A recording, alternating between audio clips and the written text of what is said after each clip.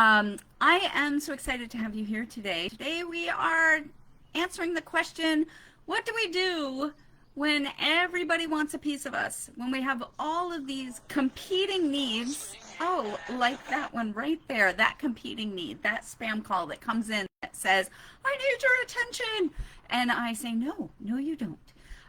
We have this that happens to us all the time, especially as women, farm business owners. It is incredible how much time we spend taking care of other people. We take care of our spouses if we have them, our partners. We take care of our children. We take care of the house. We take care of the farm. We take care of our customers. We take care of the business stuff, the paperwork, all that kind of thing. We take care of extended family, and we have friends, so we give to them too. And when we get to the end of the day, we say, oh my stinking word, there's nothing left for me. Are you hearing this? It's exhausting. It feels like it's just too much. And for many of us, our solution to that is just keep doing more.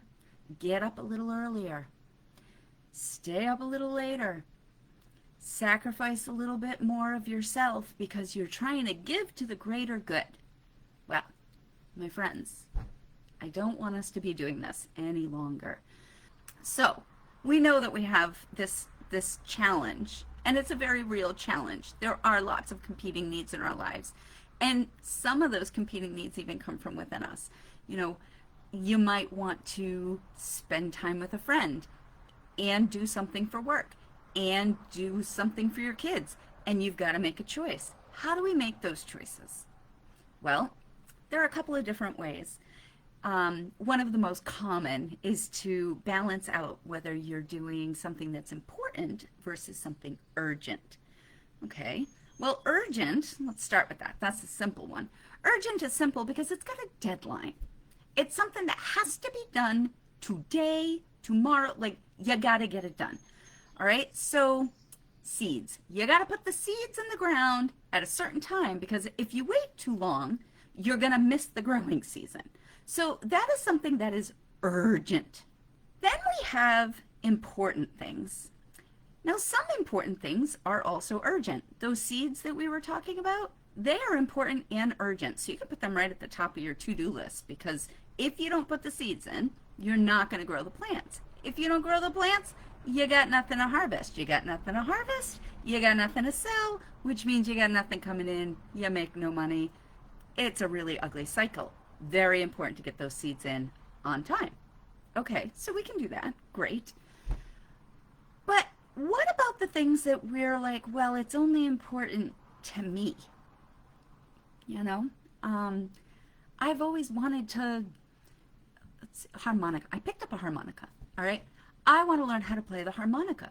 It's really important to me to keep doing things that have me growing.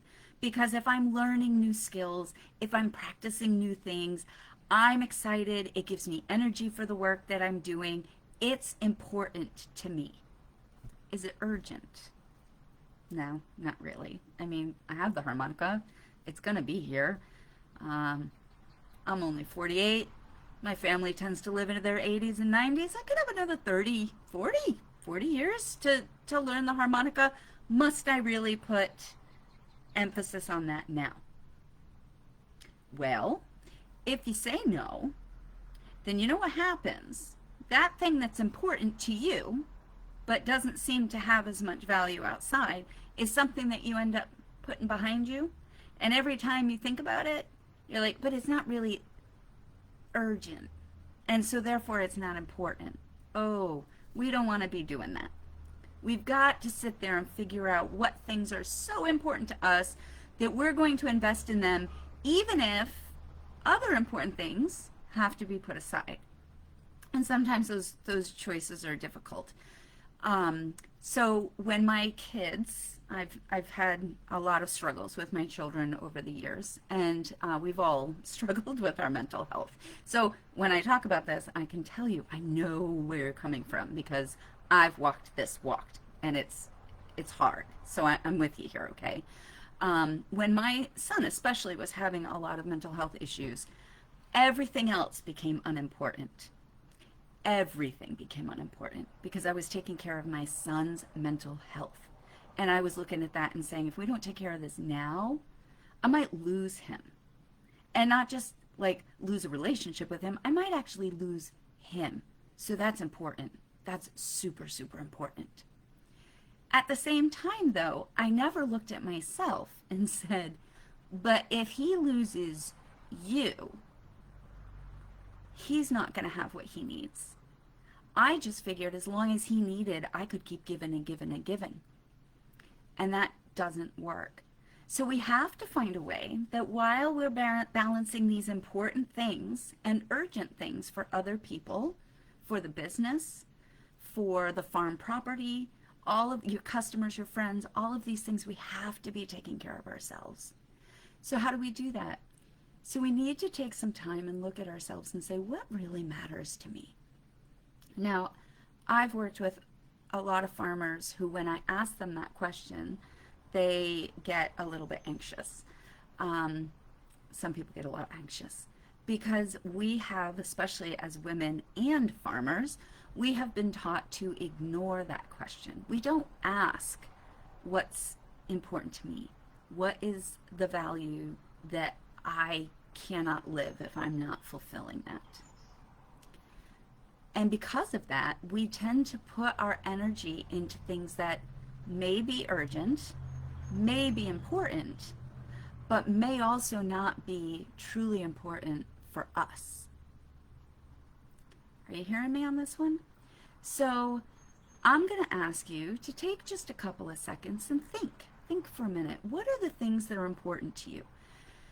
What do you want to accomplish with who you are? Who do you want to be? Now, if you're having a hard time with this, I'm going to have you think of something really unpleasant. Let's imagine that you have just died. Okay, it's a horrible thought. I've lost a lot of family members in the last couple of weeks, neighbors that I've known my whole life, so I am not taking this lightly. But this is how I come down to what I really value. So let's imagine that you are deceased and you get the opportunity to hear what people are saying about you at your funeral, your memorial service, in the street when two people meet and say, oh, did you just hear that person passed? What are they going to say about you? What do you want them to say about you? How can we make sure that the things that we're doing in our daily life are meeting those deepest core needs? I did an activity called the List of 100s, where I just said 100 things that are important to me. And I wrote 100 of them. And then I looked through them and I found out what categories they went into. I kind of, shortened them up. And here are the broad categories I came up with.